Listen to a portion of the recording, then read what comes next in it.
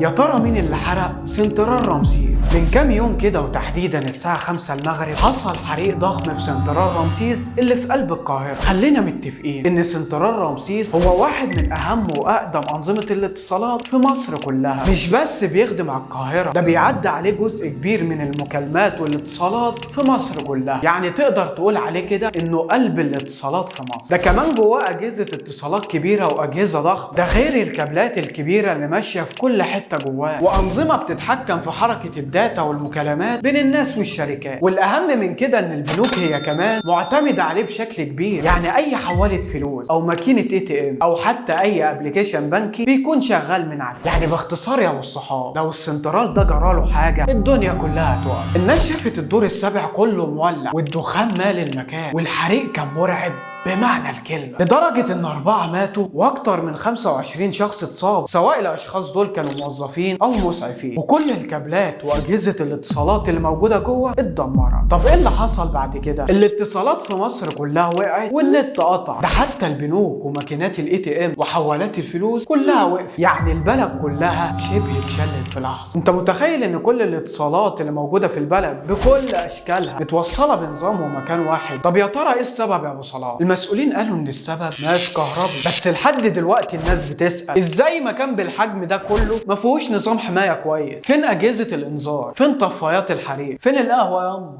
لكن السؤال المهم هنا بقى، هل في سبب تاني للحريق بفعل فاعل؟ والحكاية دي كان متدبر لها؟ ده اللي هنعرفه في الفيديو الجاي. خليك مع صلاح مصر.